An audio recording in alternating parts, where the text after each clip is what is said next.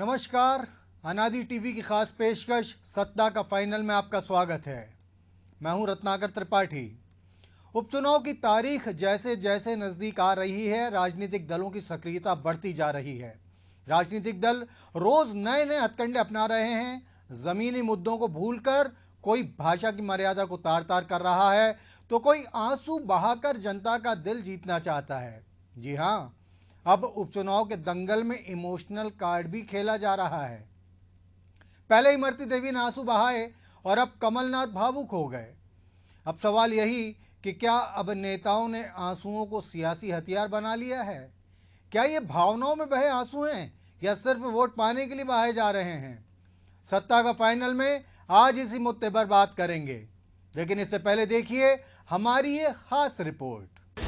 महाकवि जयशंकर प्रसाद की एक विशिष्ट रचना है आंसू। कहते हैं इस लंबी कविता के जरिए प्रसाद ने अपने दुखों को निस्तारित किया है। वाकई आंसुओं की धारा में पीड़ा बह जाती है। खुशी में, गम में, अवसाद में आंसू तो बहते रहते हैं, लेकिन कई बार ये आंसू सियासी हथियार भी बनते हैं। रामायण और महाभारत काल में भी इन आंसुओं ने समीकरण बदले हैं और आज भी सिलसिला थमा नहीं है। मध्य प्रदेश के चुनावी दंगल में कुछ ऐसा ही नजारा देखने को मिल रहा है। चुनाव का समीकरण बदलने के लिए नेता आंसू बहाने पर उतर आए हैं। मतलब अब आंसू बहाकर इमोशनल कार्ड खेला जा रहा है। एक तरफ त्योहारों के बीच आसमान पर पहुंचे प्याज के दामों पर जनता आंसू बहा रही है, तो दूसरी तरफ उपचुनाव के दंगल में वोट के लिए नेता आंसू बहा रहे हैं। पिछले दिनों कमलनाथ ने इमरती देवी को आइटम बता दिया, फिर क्या था? जनता की हमदर्दी पाने के लिए इमरती देवी ने कई मंचों से आंसू बहाए और कमलनाथ को जमकर कोसा। जब बीजेपी ने इमोशनल कार्ड चला तो कमलनाथ कहां चुप रहने वाले थे। मेहगांव में जब कांग्रेस प्रत्याशी हेमंत कटारे चुनावी सभा को संबोधित कर रहे थे, तो इस दौरान उन्होंने अपने पिता सत्यदेव कटारे का भी जिक्र किया। फिर क्या था? कमलनाथ अपने आंसुओं को नहीं रोक पाए और भरे मंच पर ही भावुक हो उठे। क्या कमलनाथ अकेला महसूस कर रहे हैं? ये सवाल इसलिए क्योंकि जब कमलनाथ ने इमरती देवी पर आपत्तिजनक टिप्पणी की तो पूरी बीजेपी इमरती देवी के साथ खड़ी हो गई, लेकिन कमलनाथ का साथ किसी ने नहीं दिया। उल्टा पार्टी के दिग्गज नेताओं ने कमलनाथ के बयान पर ही सवाल खड़े कर दिए। खैर, ये तो अनुमान है, लेकिन ये बिल्कुल सही है कि उपचुनाव के बीच नेताओं के आंखों में आंसू पूरे उफान पर हैं। क्या ये आंसू भावनाओं में आकर बहाए जा रहे हैं या सिर्फ जनता का दिल जीतने के लिए? बीजेपी कांग्रेस ने तो अब इमोशनल कार्ड चल दिया, लेकिन इस मसले पर सियासतदानों की क्या प्रतिक्रिया है, ये भी आपको सुनवाते हैं। आपको पाखंड इस प्रकार के प्रोपेगेंडा करना पड़ेंगे, कर रहे हो, दिखाई पड़ रहा है, लेकिन ये जनता है। जनता भोली भाली जरूर होती है, नादान ना समझ नहीं होती। जनता की आंखों में, आपकी आंखों को पढ़ने का जो ऊपर वाले ने एक फलसफा दिया है कमलनाथ जी, वो शायद आपके पास भी नहीं होगा। मध्य प्रदेश की हालत देख के कोई भी एक सच्चा इंसान भावुक होना स्वाभाविक है। और प्रदेश की जो इस समय हालत है, महिलाओं पे जो अत्याचार बढ़ रहे हैं, किसानों पे जो जुल्म सितम हो रहे हैं, जिस तरह से प्याज महंगी हुई है, और भी किसानों को जो दिक्कतें आ रही हैं खेत खलियान में, जहाँ भी कमलनाथ जी जाते हैं तो जो एक डेलीगेशंस मिलते हैं, अगर हम उनकी बातें सुन के, तो निश्चित रूप से कोई भी व्यक्ति होगा, किसी भी पार्टी का होगा, उसका दिल द्रवित होगा और भावुक होगा। उपचुनाव की तारीख जैसे जैसे नजदीक आ रही है, राजनीतिक दल तमाम तरह के हथकंडे अपना रहे हैं। जमीनी मुद्दों को भूलकर नेताओं की भाषा मर्यादा को तार तार कर रही है और अब तो नेता आंसू बहाकर इमोशनल कार्ड भी खेलने लगे हैं। अब ये आंसू उपचुनाव में किसकी नैया पार लगाएंगे और किसकी डुबाएंगे, ये तो 10 नवंबर को नतीजों के आने के बाद ही पता चलेगा। ब्यूरो रिपोर्ट, अनादि टीवी। आंसुओं की इस बात को आगे लेकर जाते हैं, चलते हैं स्टूडियो में, जहां अनादि टीवी के एसोसिएट एडिटर प्रभु पटेरिया और ब्यूरो हेड ब्रजेश चौक से हमारे साथ जुड़ गए हैं। प्रभु जी, पहला सवाल आपसे। एक शेर याद आ गया, थमते थमते थमेंगे आंसू, रोना है कोई मजाक नहीं है। यहाँ जो कुछ भी हम देख रहे हैं, जैसा कि अभी हमने राजीव सिंह को सुना, बात चली थी कि वो सत्यदेव कटारे को याद करके भावुक हो गए। राजीव सिंह का कहना है कि वो तो प्रदेश की दुर्दशा से व्यथित होकर रो पड़े।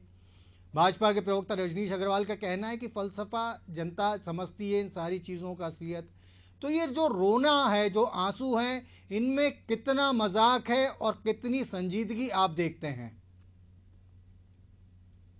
पैकेज में जयशंकर प्रसाद की कविता आंसू से बात की गई है कि आंसू को उन्हें जिस तरीके से निरूपित किया है कि आंसू कब निकलते हैं, कैसे आते हैं, उसके मायने क्या हैं, व्यक्ति के किन मनोभावों को प्रदर्शन करते हैं, चाहे खुशी का मौका हो, दुख का मौका हो, हर मौके पे आंसू आते हैं लोगों के। लेकिन यहाँ जो आंसू आ रहे हैं, यदि मंच पर, चुनावी मंच पर आंसू आ रहे हैं, वो जनता के लिए बिल्कुल नहीं है। इमरती देवी जब भाषण दे रही थी, हमने देखा डबरा की सभा में, तो बड़े गुस्से में दिखाई दे रही थी कमलनाथ के उस बयान को लेकर। लेकिन जब शिवराज सिंह चौहान इमरती देवी को लेकर जो कमलनाथ ने टिप्पणी की थी उस पर आए, तो उनके आंसू निकल पड़े। तो ये आंसू का एक अपना अलग चरित्र राजनेताओं का है। कमलनाथ जी, जैसा आप बिल्कुल सही कह रहे थे, कमलनाथ जी जब आंसू कमलनाथ जी के निकल रहे थे, या कोशिश हो रही थी, एक भावुक हो गए थे वो अंदाज उनका, वो उस वक्त पर हो रहा था जब सतदेव कटारे के पुत्र हेमंत कटारे अपने पिताजी को याद कर रहे थे। वो बता रहे थे उनका कैसा राजनीतिक योगदान है, कैसा उस क्षेत्र के लिए उन्होंने काम किया, क्या उनकी समर्पण भूमिका रही वहाँ पर, वो तमाम चीज़ें वो वहाँ की बता रहे थे। उस दौरान स्वाभाविक तौर पर एक बड़ा नेता कांग्रेस ने खोया था, उसको लेकर एक भावनाएं होंगी। कमलनाथ जी के साथ हो सकता है उन्होंने बहुत लंबा काम किया हो। हालांकि हमने ये देखा है कि कमलनाथ जी मुख्यमंत्री बनने के पहले मध्य प्रदेश की सियासत में ज़्यादा रुचि नहीं रखते थे, वो बहुत ही कम आते थे, प्रवासी पंछी की तरह उनका आना जाना होता था। लेकिन हो सकता है सतदेव कटारे जी से बहुत निकटता रही हो कमलनाथ जी की। हालांकि कटारे जी सिंधिया गुट के माने जाते थे। तो इन तमाम चीज़ों को देखते हुए जो उनका जो भावनात्मक प्रदर्शन है वो कटारे जी तक सीमित था, लेकिन राजीव सिंह उसको कहाँ लेकर चले गए ये आप देखिए। वो कह रहे हैं जनता को जो प्याज को लेकर तकलीफ है, जनता को जो खेती किसानी को लेकर तकलीफ है, जो ओले पाले की या फसलों का जो नुकसान हो रहा है, तो शिवराज सिंह चौहान से लेकर पूरी बीजेपी ये बात उठा रही है कि जब किसानों की फसल खराब हुई तो खेत पर खड़ा होने के लिए मुख्यमंत्री के तौर पर कमलनाथ जी नहीं पहुंचे। लेकिन यहाँ पर वो आंसू कांग्रेस को दिख रहे हैं, जनता के आंसू दिख रहे हैं। जनता अपने आप रो रही है। आप ये देखिए, इतने दिन से चुनाव चल रहा है, चुनाव प्रचार हम देख रहे हैं, अखबारों में आ रहा है, हम टीवी चैनल्स पर चला रहे हैं, टीवी चैनल्स पर देख रहे हैं कि प्याज के दाम दिनों दिन बढ़ते जा रहे हैं। क्या किसी नेता के आंसू निकले प्याज को लेकर? क्या किसी नेता ने मंच पर कहीं कोई प्याज का नाम लिया? नेता मंच पर प्याज का नाम तब लेंगे जब प्याज 200 रुपये किलो हो जाएगी। तो हमने देखा था कि एक नेता, मतलब भोपाल में हमने देखा था कि वो जो है प्याज 1-1 किलो के पैकेट बनवा के वो मुफ्त बांट रहे थे, चुनाव लड़ रहे थे, जब उनके चुनाव के दौर पर ये स्थिति हुई थी। तो इस तरीके के नेता हथकंडे जरूर अपनाएंगे, लेकिन वो प्याज क्यों महंगी हो रही है उसके कारणों को रोकने की कोशिश नहीं करेंगे। वो किसान क्यों परेशान है उसके कारणों को रोकने की कोशिश नहीं करेंगे। वो जब पहले परेशान हो जाएगा तो उसके पास जाएंगे, गले लगाएंगे, सहलाएंगे, थपकी देंगे, भावनात्मक वार करेंगे, आश्वासन देंगे, कुछ राहत देंगे, लेकिन तब होगी जब सामने वाला पीड़ित हो चुका होगा। तो पीड़ा को रोकने का नेताओं का कोई काम नहीं, क्योंकि वो तो परपीड़क हैं, उनको तो किसी की पीड़ा से ही अपना फायदा या नुकसान दिखता है। तो वो उस स्थिति पर वो हर चीज़ को कैश कराना नेताओं की आदत होती। तो ये आंसू भी जो है एक व्यापार है। सियासत के मंच पे जो आंसू है वो एक तिजारत है, और नेता तमाम ये तिजारत कर रहे हैं। वोट की जी मंडी सजी हुई है मध्य प्रदेश में अभी 28 सीटों की, तो वहाँ पर केवल इसलिए आंसू निकल रहे हैं कि वो लोगों को भावनात्मक तौर पर जोड़ सकें, वो वोट में कन्वर्ट हो सके। और जिस तरीके से बताया हमने पैकेज में, देखा हमने कि रामायण काल से लेकर आज तक आंसू का एक अपना महत्व है। चाहे महाभारत में द्रौपदी के आंसू हो जिसके कारण महाभारत हुई, तो ऐसे तमाम प्रसंग हैं देश दुनिया में जहां आंसू का अपना महत्व है। लेकिन सियासी मंच पर जो आंसू निकल रहे हैं इसके मायने क्या है ये तो नतीजे ही बताएंगे। बिल्कुल सही कहा आपने रत्नाकर जी। पैकेज में 10 नवंबर को जब मतदान नतीजे खुलेंगे तब ये पता चलेगा कि ये आंसू इमरती देवी के कितने सही थे या कितने फायदेमंद रहे, या कमलनाथ के आंसू कितने फायदेमंद रहे। लेकिन एक चीज़ और मैं यहाँ पर कहना चाहूँगा, भावनात्मक तौर पर भुनाने की जो बात है, तो कमलनाथ ने जब से सरकार गई है, हमने उनका वो दिन भी देखा था 20 मार्च को जब उन्होंने इस्तीफा दिया था, तो उसके बाद शाम को जब अपने कांग्रेस के कार्यकर्ताओं के साथ बैठे थे तो एक वीडियो वायरल हुआ था जिसमें कमलनाथ जी रोते हुए दिखाई दिए थे। इन चुनावी सभाओं में कमलनाथ की हर सभा में एक चीज़ कॉमन है, हर जगह ये पूछते हैं लोगों से, मेरा क्या कसूर है, मेरा क्या कसूर है कि मेरी सरकार गिरा दी गई, मैं तो अच्छी सरकार चला रहा था, मैं तो अच्छा काम करना चाह रहा था। लेकिन कहीं ना कहीं तो कसूर होगा। यदि हमारे घर में चोरी होती है तो हमारा कसूर है कि हमने दरवाज़ा मजबूत नहीं लगाया, हमने ताला अच्छा नहीं लगाया, हमने सुरक्षा के प्रबंध नहीं किए, वॉच डॉग नहीं रखा। तो कहीं ना कहीं कसूर तो हमारा भी है कि हमारे घर में चोरी हुई है। तो ये सारी चीज़ें यदि हैं तो ये जनता को निर्णय लेना है कि किसका कसूर है, किसके आंसू सही है, किसके आंसू जायज़ है और किसके आंसू नाजायज। जी जी प्रभु जी, एक तरीका होता है पॉलिटिक्स में, जैसा हमने पहले देखा था। एक मर्तबा आपको याद होगा विधानसभा में एक बीजेपी की नेत्री ने आरोप लगाया था, विधायक ने छतरपुर तरफ की थी, कि उनके पे छीटाकशी की गई, ब्यूटी पार्लर से आ रही कहा गया और वो सदन में रो पड़ी। इसके रिएक्शन में कुछ दिन के बाद अजय सिंह राहुल, जो तब नेता प्रतिपक्ष हुआ करते थे जीएमसी के पास कांग्रेस के कार्यक्रम में, वो ये याद करके रो पड़े कि उनके पिताजी को कैसे कई घटनाओं के चलते चप्पल चूड़ी कांड को लेकर कितनी पीड़ा हुई थी। तो एक तरीके से राहुल ने काउंटर किया था उस समय बीजेपी की उस नेत्री के आंसुओं को। तो क्या कमलनाथ ने यहाँ पर इमरती देवी के आंसुओं को कांटे से कांटा निकालने की तरह से आंसुओं को डाइल्यूट करने की कोशिश की है क्या?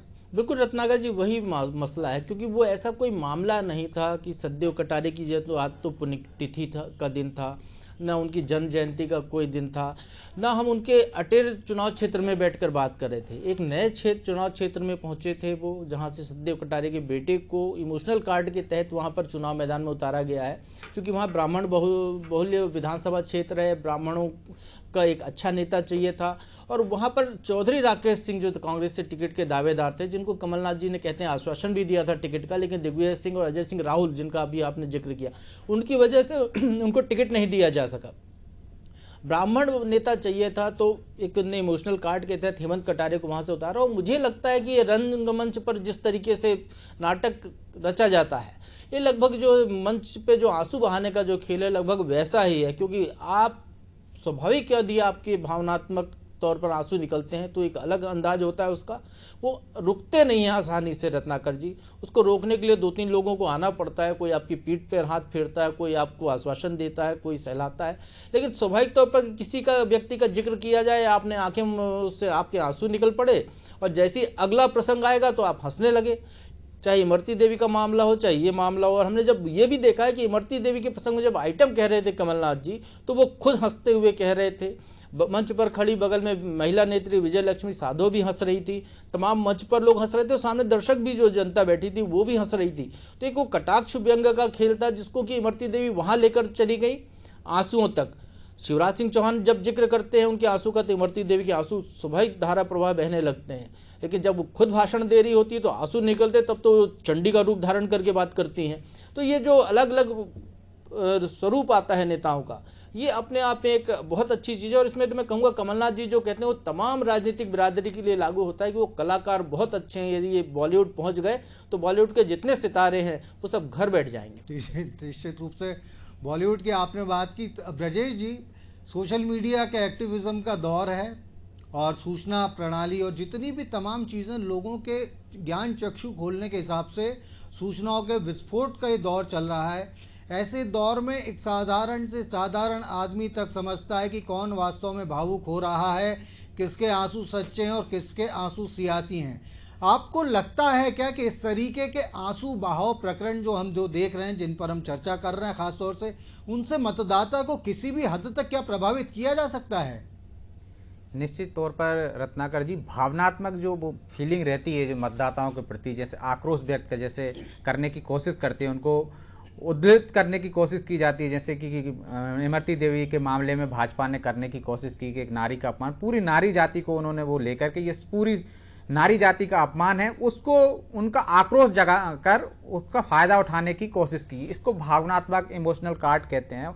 और ये जो कमलनाथ जी का रोना और उसमें ज़मीन आसमान का अंतर है। कमलनाथ जी एक क्षेत्र में एक नेता के याद में जो उनकी मित्रता होगी, जैसे पटेरिया जी ने बताया कि जो भी उनके क्षण रहे होंगे आपसी में, यदि उनका जिक्र आया तो इस कारण उनके आंसू आए। तो ये वहाँ के मतदाताओं का, जिस तरह से हेमंत कटारे कह रहे थे कि मेरे पिताजी ने, वो संसदीय क्षेत्र रहा है एक्चुअली में उनका, सत्यदेव कटारे का, पूरे से वो सांसद लड़े थे, वहाँ से सांसद बने थे, इस कारण वो मेहगांव उनके क्षेत्र में आता है। हालांकि वो अटेर से विधायक रहे हैं, अटेर उनका विधानसभा क्षेत्र रहा है, संसदीय क्षेत्र के कारण वो उनकी उसमें आ जाता है कि कार्य क्षेत्र में आ जाता है कि यहाँ से भी वो चुनाव लड़े थे और जीते थे। तो इस भावनात्मक मुद्दे को भुनाने के लिए हेमंत कटारे ने अपने पिताजी का जिक्र किया कि किस तरह से उन्होंने आपकी सेवा की थी, अब मैं उनके लिए वोट मांग रहा हूं, उनके नाम पर वोट मांग रहा हूं, इसका जिक्र कर रहे थे। इसी दौरान कमलनाथ जी का भावुक हो जाना सामने आया है।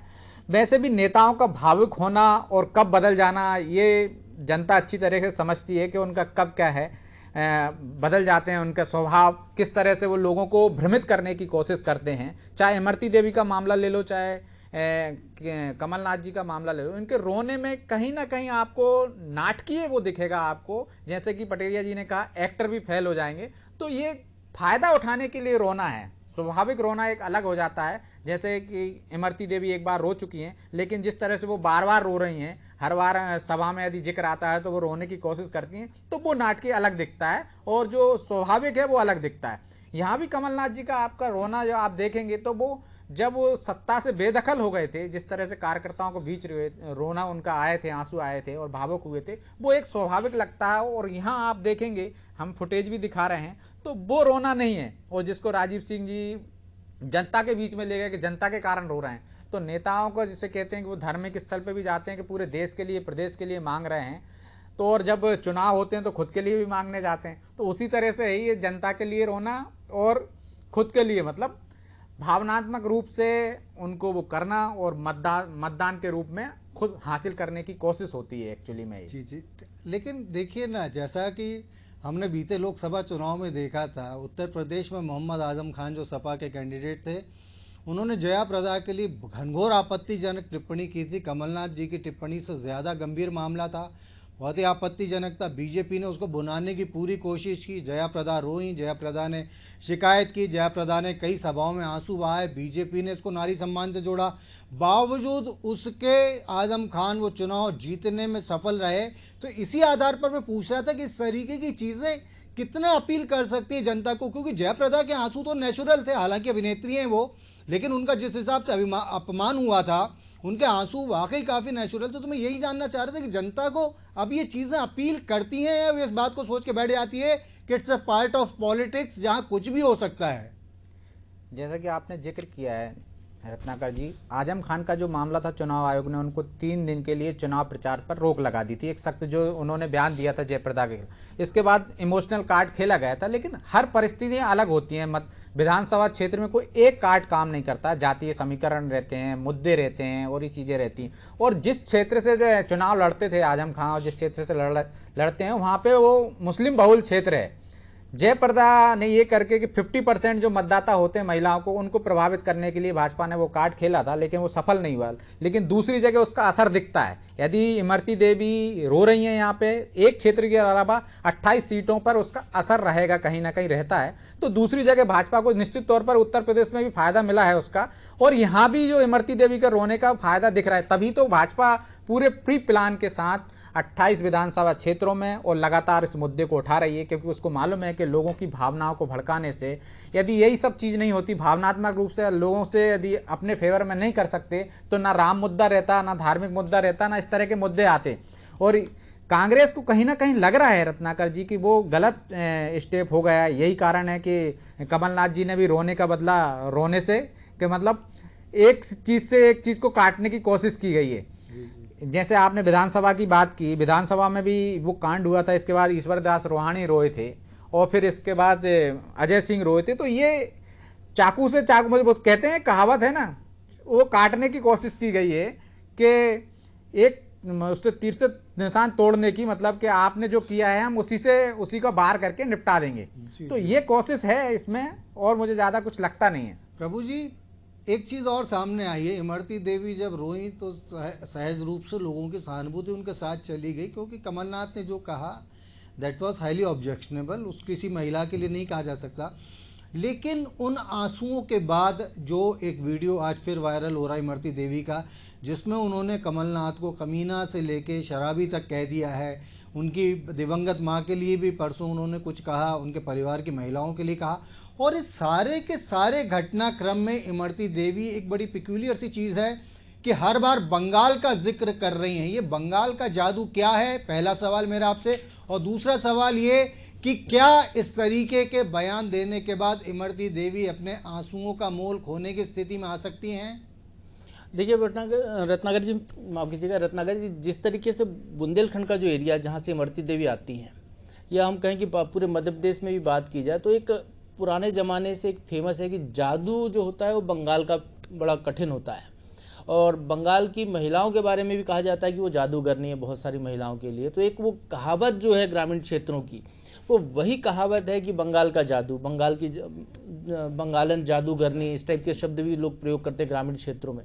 तो इमरती देवी लगभग उसी चीज़ को लेकर शायद ये भाजपा की अपनी रणनीति है, बहुत लंबा दांव खेल रही है। वो बार बार बंगाल शब्द का जिक्र करके ये इंगित करने की कोशिश कर रही हैं कि कमलनाथ बंगाल के हैं। कमलनाथ का शुरू का कुछ समय बंगाल में गुजरा है, हालांकि उनकी पैदाइश उत्तर प्रदेश की कानपुर की, पढ़े लिखे वो देहरादून में है, स्कूली शिक्षा उनकी वहाँ हुई। लेकिन उसके बाद जब वो अपना कारोबार कर रहे थे उनका कुछ अरसा समय जो कलकत्ता में भी बीता है, वहाँ से वो इधर आए। तो उसको लेकर इमरती देवी बार बार उस बात को इंगित करने की कोशिश कर रही है। और चूंकि भारतीय जनता पार्टी बंगाल पर फोकस किए हुए है, बंगाल में जो चुनाव होने हैं उसको लेकर भारतीय जनता पार्टी पिछले 2 साल से वहाँ पर मेहनत कर रही है। तो वो कहीं ना कहीं एक ये दांव है कि कमलनाथ का जो बंगाल कनेक्शन है उसके तहत वो यहाँ से कमलनाथ का नाम उठाकर वो बंगाल तक वार कर रही होगी। हो सकता है कि वहाँ पर भी खेल चल रहा हो यही बात को लेकर। इमरती देवी का जो आइटम वाला जो मामला हो सकता है वहाँ पर भी भारतीय जनता पार्टी अभी उठा रही हो या उठाने की तैयारी कर रही हो। तो इसलिए उसका एक बेस तैयार करने की कोशिश हो रही है बार बार बोल बोल के। और एक तरीके से यदि ग्रामीण पृष्ठभूमि की है, मैंने कहा कि ग्रामीण क्षेत्र में जो महिलाओं की जो एक हकारत होती है, नफरत होती है किसी महिला से, तो उसी बंगालन के कारण, शब्द के कारण होती है। एक सामान्य चलता ढर्रे में भी यही कहा जाता है, जो ज़्यादा तेज तर्रा महिला होती है उसके लिए भी इन शब्दों का प्रयोग कई जगह ग्रामीण क्षेत्रों में कई महिलाएं कर लेती हैं। तो वो एक उनका मनोभाव है। लेकिन इमरती देवी जो कह रही हैं, बाकी का जो बातें कर रही हैं, तो चूंकि वो वहाँ से हैं, उनके ज़्यादातर महिला मतदाता ग्रामीण है, पुरुष मतदाता भी ग्रामीण है, तो उनके लिए वो एक आइकॉन बन के उभर सकती हैं। शायद वही कोशिश वो कर रही हैं इमरती देवी, क्योंकि जिस तरीके से उग्र रूप धारण करके वो बोल रही हैं तरह तरह की बातें, तो उनके मतदाता जरूर उससे प्रभावित होते हुए दिखाई दे रहे हैं। अब असली क्या है कारण, कहाँ तक ये पहुँचेगा, ये तो खैर जब नतीजे आएंगे तब समझ में आएगा। लेकिन फिलहाल उनका प्रभाव इसमें दिख रहा है। लेकिन रत्नाकर जी, चूंकि सिर्फ भावनात्मक कार्ड आंसू तक नहीं है, यदि मैं बात करूं तो कल एक सागर के चुनाव जिले की एक चुनावी सभा में कांग्रेस के एक बड़े नेता ने वहां की जो महिला उम्मीदवार अपनी पार्टी की, उनके लिए उन्हें टिकाऊ माल शब्द का प्रयोग कर दिया था। शायद वो मुस्कुरा कर रह गई, वहां पे उन्होंने कोई आपत्ति नहीं ली इसकी, ना किसी ने आपत्ति। लेकिन यही शब्द यदि भारतीय जनता पार्टी या उनकी विरोधी पार्टी से आ गया होता बिकाऊ माल के तौर पर, तो शायद वो भी रो पड़ती, तो एक नई जगह हमको रोने का एपिसोड सुनाई देता। अशोकनगर की जो कांग्रेस की महिला प्रत्याशी है आशा दोहरे, वो कलेक्टर के खिलाफ कल धरना प्रदर्शन कर रही हैं और इस बात को लेकर धरना प्रदर्शन करने जा रही हैं कि भारतीय जनता पार्टी के जो उम्मीदवार हैं वो लगातार सभाएं कर रहे हैं। भारतीय जनता पार्टी लोगों की एक मीटिंग बुलाकर उनके साथ रात्रि भोज कर रही है। ऐसे तमाम उनकी जो है 1.5-2 दर्जन आपत्तियां हैं, जिनको लेकर उनका ये कहना है कि जो जिला प्रशासन है वो उस पर कार्रवाई नहीं कर रहा है, भेदभाव कर रहा है। इसको लेकर कल वो धरना देने जा रही हैं। हो सकता है कल उस मंच पर उनके भी आंसू आए। तो ये जो भावनात्मक कार्ड या रोने का जो कार्ड है वो सिर्फ आंसू के तौर पर नहीं है। इस चुनाव में हर स्तर पर इसको अलग अलग तरीके का रोना हो रहा है। कहीं कोई गरिया कर रो रहा है, कहीं कोई आंसू बहा कर रो रहा है, कहीं कोई हाथ जोड़ कर रो रहा है। हमने एक और वीडियो देखा कि जो एक प्रत्याशी भारतीय जनता पार्टी के, वो किसी अपने समर्थक को चुनाव प्रचार में लगने के लिए मनाने गए थे, तो उसके पैरों पर गिर गए और ऐसे गिड़गड़ा रहे हैं जैसे वो रो ही रहे हों। बिल्कुल, इसको भी एक रोना कहते हैं। तो रोना जो है राजनीतिक नेताओं का, वो उनका वो चारित्रिक रोना अभी बहुत पूरे जोरों पर है और जनता इसको समझती है। यदि वो व्यक्ति जिसके पैरों पर वो गिड़गड़ा कर रो रहे हैं, वो यदि उनका साथ देने को तैयार नहीं हो रहा है, तो उसको मालूम है ये केवल घड़ियाली आंसू है। 3 तारीख के बाद वो व्यक्ति उनको मिलेगा नहीं जो चुनाव लड़ रहा है, तो इसलिए वो उनके समर्थन में नहीं आ रहा है। लगभग हर जगह यही स्थिति है। तो जो प्रत्याशी हैं वो जैसे भी चाह रहे हैं, हर तरीके से एक भावनात्मक तौर पर लोगों को जोड़ने के लिए, अपनी बात को ज़्यादा से ज़्यादा लोगों तक पहुंचाने के लिए तरह तरह का रोना रो रहे हैं। हमको देखें कि आगे आने वाले समय हो सकता है आप नई डिबेट लेकर आएँ कि कहीं नई जगह आंसू बहे या कोई नई तरह के आंसू बहे या घड़ियाली आंसू की जगह कोई नए शब्द आ जाए आंसू का। तो ये जो राजनेताओं का चरित्र है ये अभी 3 तारीख तक ऐसे ही बदले बदले रूप में सामने आता हुआ दिखाई देगा। जी जी, तो आपने सुना हमारे एसोसिएट एडिटर प्रभु पटेरिया और ब्यूरो हेड ब्रजेश चौकसी जी को, जिनका कहना था कि इन मामलों में अब इस तरीके से स्थितियां तेज़ी से होती चली जा रही हैं कि किसी का रोना अब एक इशू बन गया है। किसी का रोना संवेदना से ज़्यादा, संवेदनाएं बटोरने से ज़्यादा वोट बटोरने का जरिया बनता चला जा रहा है। मध्य प्रदेश में इमरती देवी के बाद आज कमलनाथ भी भावुक हो गए। हालांकि कहा गया कि वो सत्यदेव कटारे को याद करके भावुक हुए, लेकिन प्रदेश कांग्रेस के जो नुमाइंदे उनका कहना था कि वो राज्य की हालत देखकर भावुक होकर रो पड़े। तो बड़ा कंट्रास्ट है दोनों स्थितियों के, जो कहा गया वहाँ पर मेहगांव में और जो यहाँ से बताया गया उसके बीच में। खैर, इन सब आंसुओं के सैलाब के बीच देखने वाली बात ये होगी कि इस सैलाब से कौन बहता है और कौन लगता है किनारे, यानी किसे मिलती है उपचुनाव में सफलता। इसका फैसला 10 तारीख को होगा। तब तक लगातार हम खबरों से आपको अपडेट करते चलेंगे। अब दीजिए इजाज़त, आपसे फिर होगी मुलाकात। तब तक के लिए नमस्कार।